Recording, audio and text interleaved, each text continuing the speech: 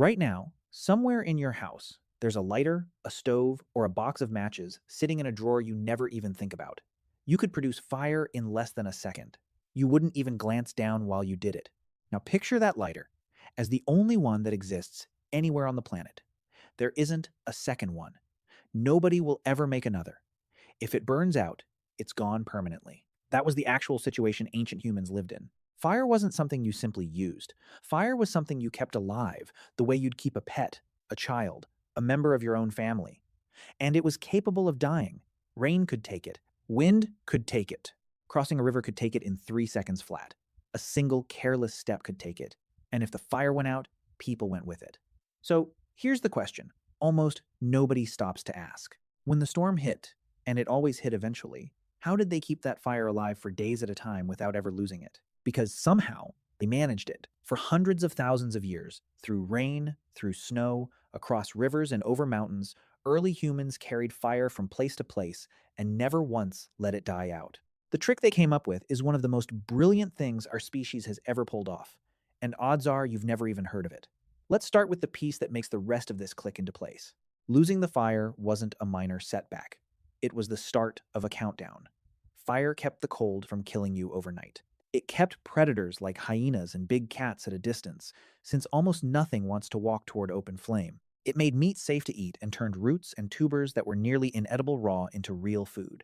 That last point matters more than people usually give it credit for, since cooked food delivers dramatically more usable calories than the same food eaten raw.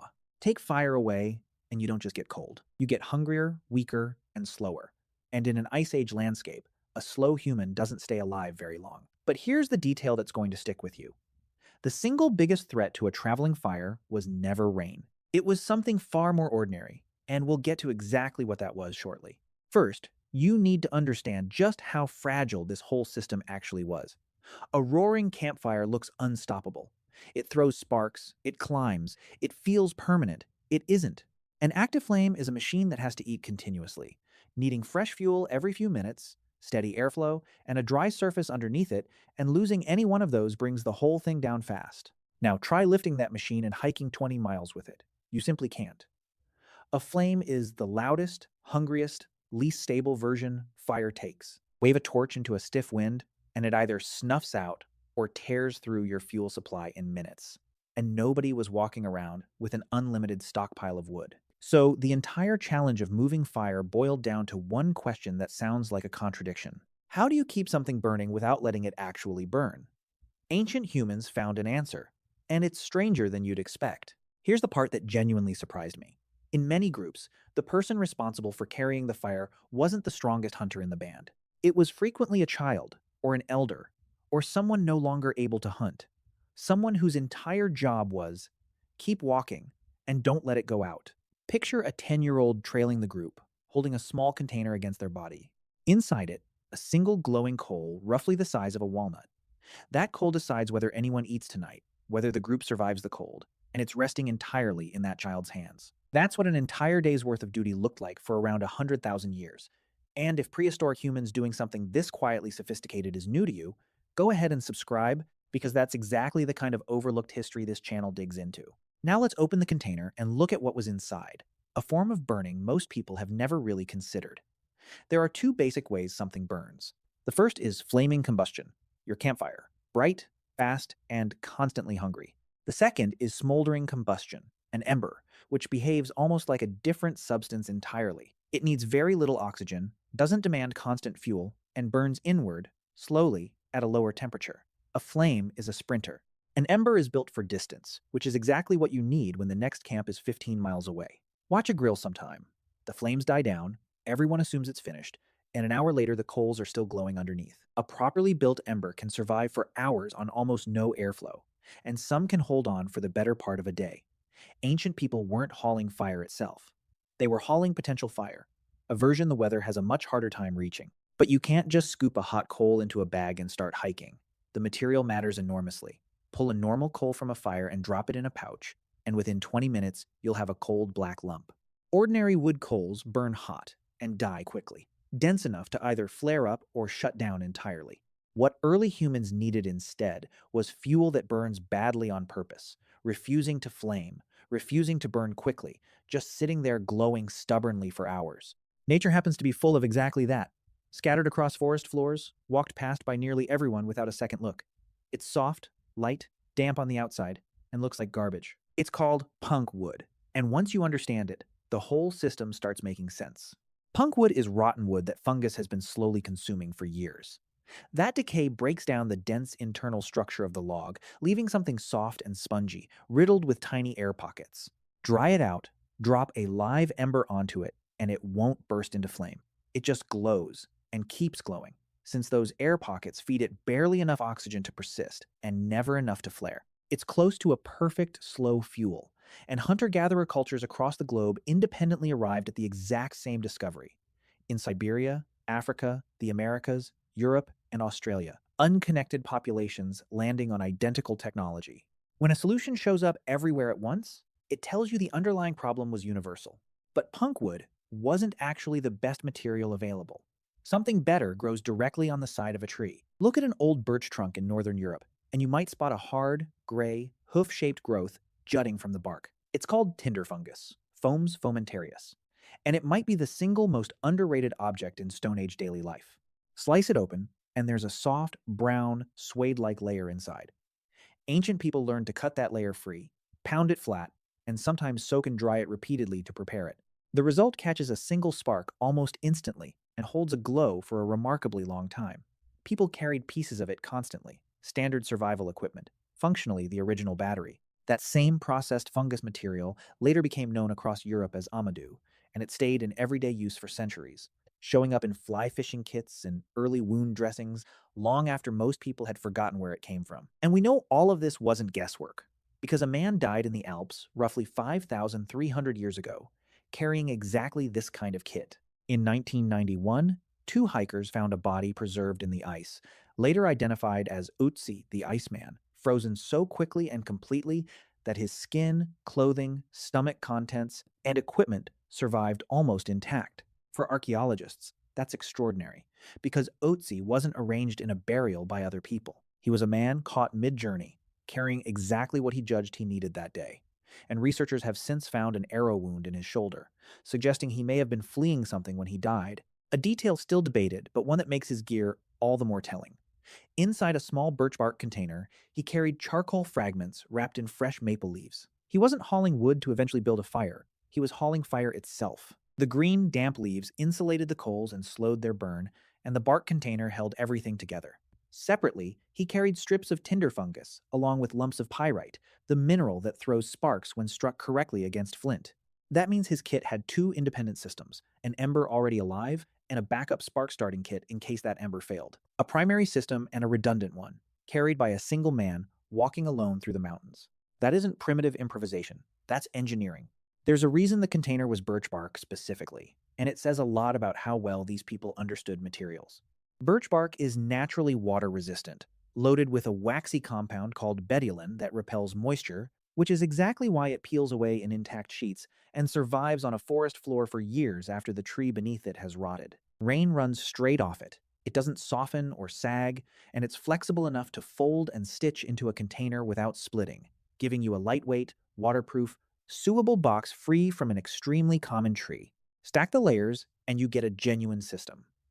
A waterproof outer shell, insulating green leaves or moss, a buffer of ash, and a living ember resting at the very center, a design that let people walk directly into conditions that should have killed the fire almost instantly. Except, rain still wasn't the real enemy. The actual biggest threat, the one promised earlier, was wind, and it kills a fire in a way that feels backward. You'd assume wind blows a flame out, and sometimes it does, but far more often, it does the opposite. It feeds it. A gust forces extra oxygen into the ember, and it burns hotter and faster. That slow-burning, walnut-sized coal turns into a bright, eager one that consumes itself in 15 minutes instead of 6 hours. The fire isn't extinguished, it's simply spent. And you open the container at camp to find nothing but warm gray ash.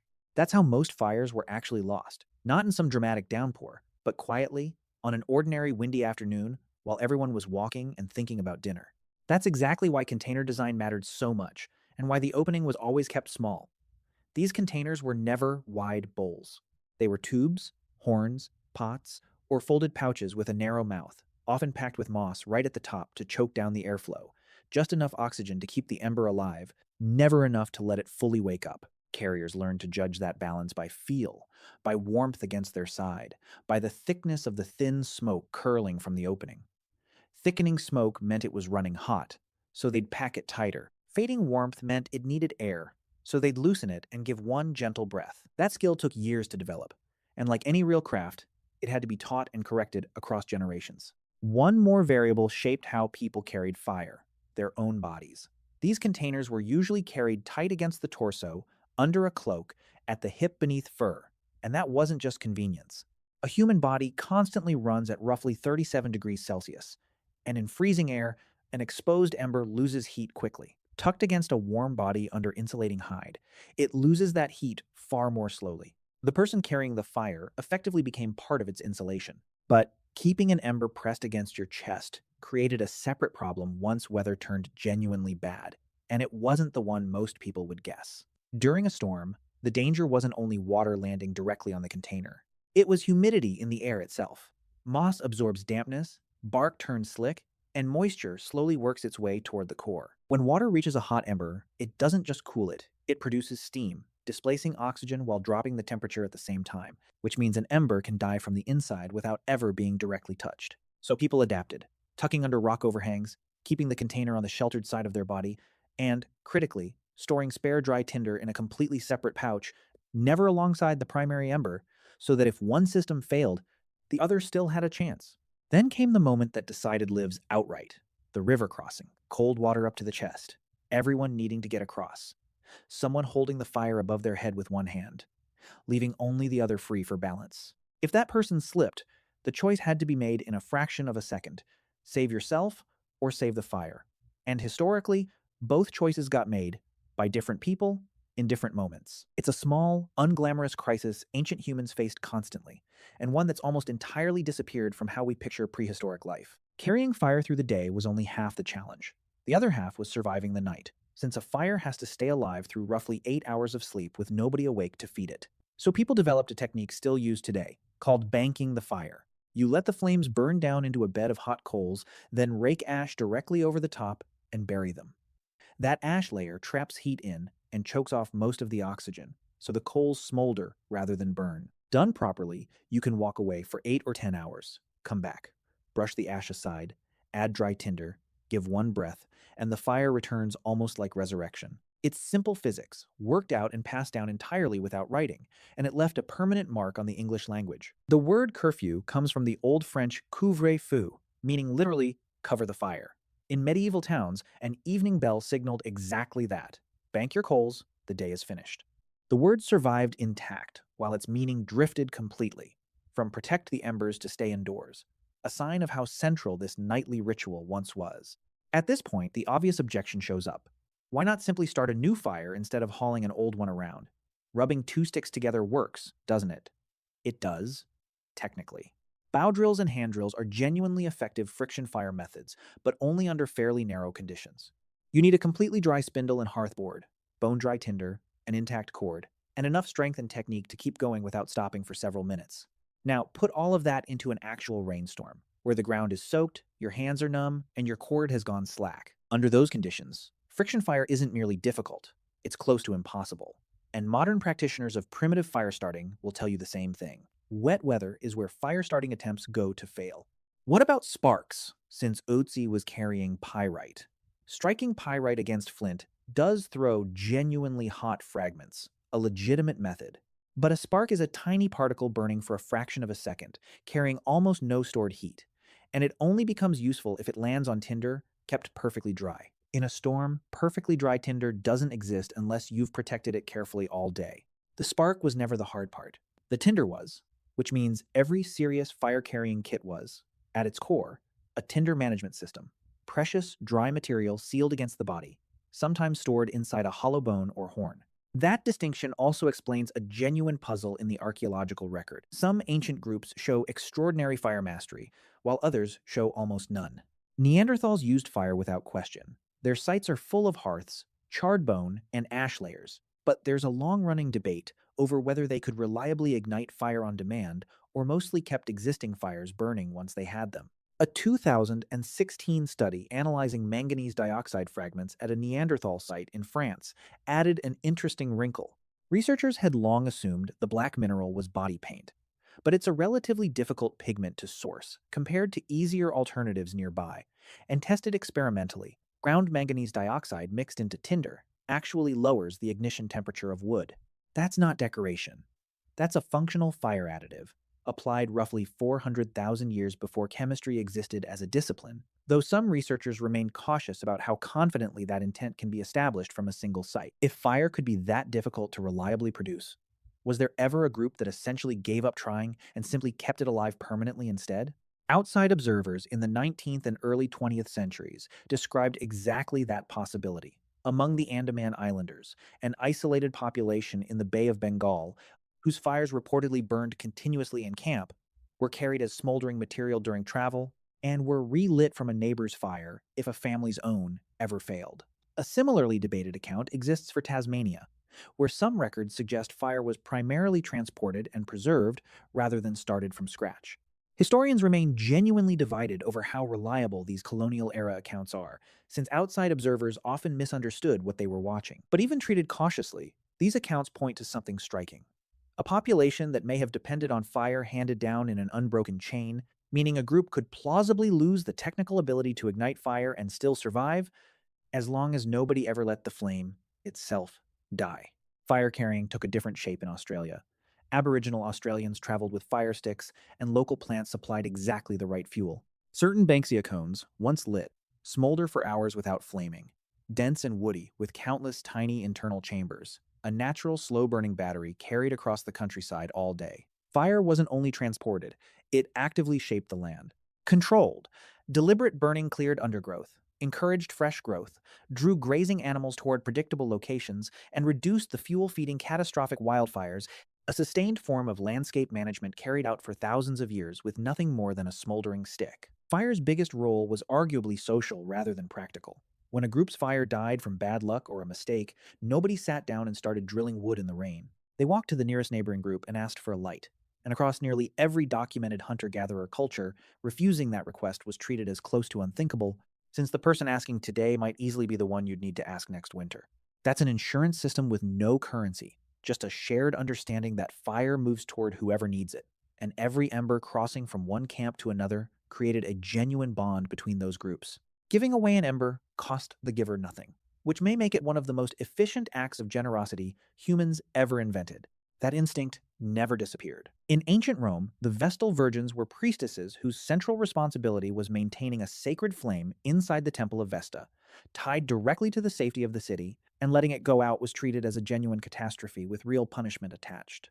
A civilization with aqueducts and a professional army still treated a dying flame as an emergency, because that instinct predates Rome by a wide margin. Perpetual sacred fires show up across cultures worldwide, and that pattern is the fossil of a real memory, from a time when a fire actually going out could end you. Carrying fire across days left a mark on how humans think. Successfully keeping an ember alive requires real planning, gathering punk wood before you need it, drying tinder fungus in advance, reading the sky, and deciding when to pack the container tighter. That's forward planning enforced daily for hundreds of thousands of years, in a way most animals, living almost entirely in the present, never had to manage. Some researchers argue that constant, low-level maintenance may have been part of what pushed human cognition toward genuine long-range planning. Fire wasn't only keeping people warm, in a real sense, it was training them. So picture it directly, one last time. The sky turns gray at midday, the wind rises, and the next shelter is hours away with no way back. Under a fur cloak, pressed against warm ribs, sits a small bark container, a thin, steady line of smoke telling you it's still breathing correctly. You press the damp moss down to slow the airflow, angle the sheltered side of your body into the wind, and keep walking, checking by feel rather than by sight. Under an overhang at dusk, you finally open it. Beneath the ash sits a dull orange glow barely the size of a thumbnail. You settle it into dry tinder, fold it closed, and breathe once, slowly. Smoke, more smoke, and then it catches. And a fire that began somewhere far behind you, days or generations earlier, is burning again in a brand new place. So what was the ancient survival trick that actually kept fire alive for days at a time? It was never about carrying an open flame at all. It was carrying a sleeping fire, wrapped in waterproof bark, Insulated with moss and ash, fed just enough air to persist and never enough to flare, tended constantly by someone who refused to let it go out. Waterproof birch bark, rotten punk wood, tinder fungus, ash, body heat, patience, and one dedicated carrier. That combination is the actual technology, and it kept the species alive longer than almost any invention that came after it.